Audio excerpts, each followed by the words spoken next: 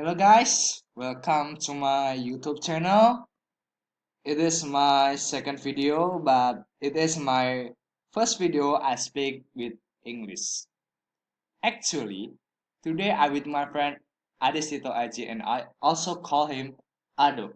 But he is like an avatar Aang because when I need him, he's disappear. So bad. Okay?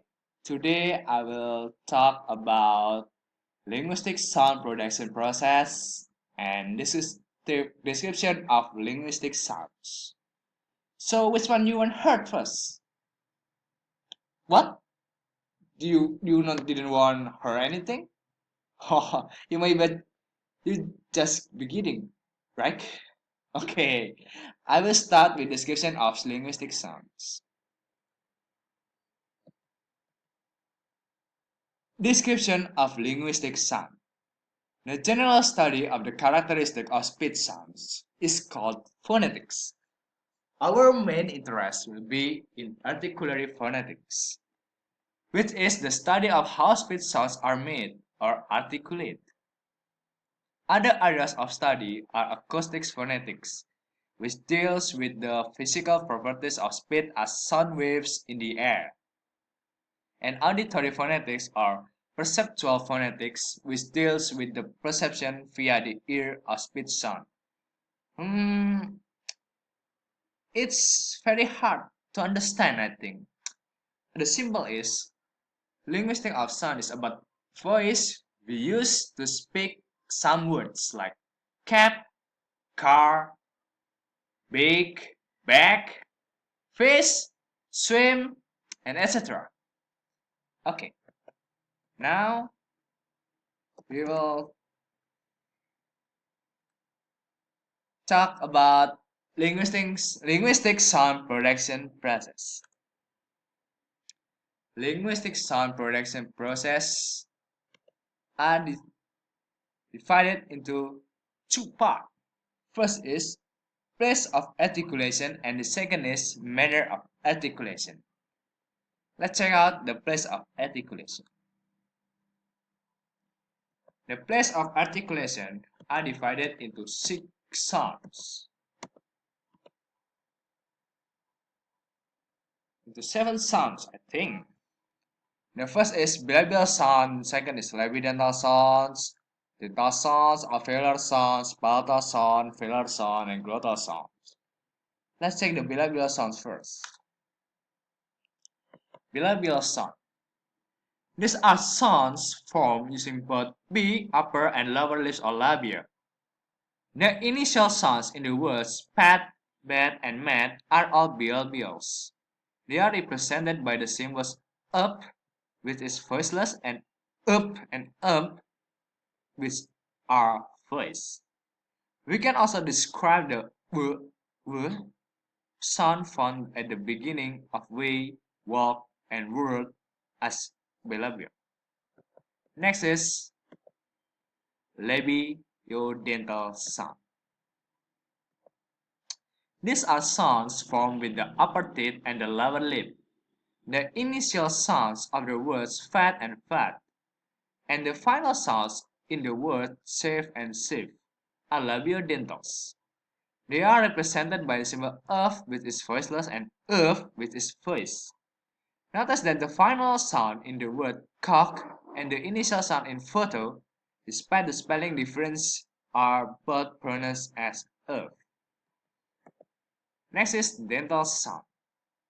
These sounds are formed with the tongue tip behind the upper front teeth.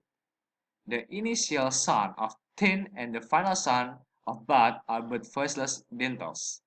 The symbol used for sound is th, usually referred to as theta. It is the symbol you would use for the first and last sound in the phrase three teeth. Next, alveolar sound. These are sounds formed with the front part of the tongue on the alveolar ridge, which is the root bony ridge immediately behind and above the upper teeth. The initial sounds in top, dip, sit, zoo, and nut are all alveolars. The symbols of these sounds are easy to remember. Ut, ut, us, unt. Of this, ut and us are voiceless, whereas ut, us, and unt are voiced. Now, palatal sounds. Sounds produced with the tongue and the palate are called palatals or alveopalatals. Examples of palatals are the initial sounds in the words short and child, which are both voiceless. The us sound is represented as us and the ch sound is represented as of. So the word subras begins and ends with the voiceless palatal sounds and the word church begin and end the other voiceless palatal sound ch. Now the velar sound. Sounds produced with the back of the tongue against the phlegm are called velars. There is a voiceless velar sound represented by the symbol of uk, which occurs not only in kid and kill, but is also the initial sound in car and cold.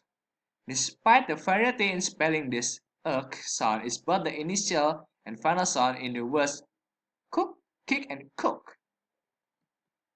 And the last is glottal sound. There is one sound that is produced without the active use of the tongue and other parts of the mouth. It is sound which occurs at the beginning of have and house and former speakers as the first sound in who and whose. This sound is usually described as a voiceless glottal. The glottis is the space between the vocal folds in the larynx.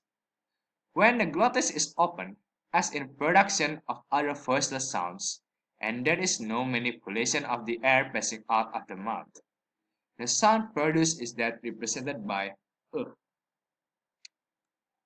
Now we will talk about manner of articulation. The manner of articulation are divided into six. The- There are stops, fricatives, affricates, nasals, liquids, glides. Now let's begin with stops. Stops. This type of consonant sound resulting from a blocking or stopping effect on the airstream is called a stop or a plosive. A full description of the earth sound at the beginning of a word like ten is as a voiceless alveolar stop. In some discussions, only the manner of articulation is mentioned, as when it is said that the word bed, for example, begins and ends with voiced stops. Next is fricatives.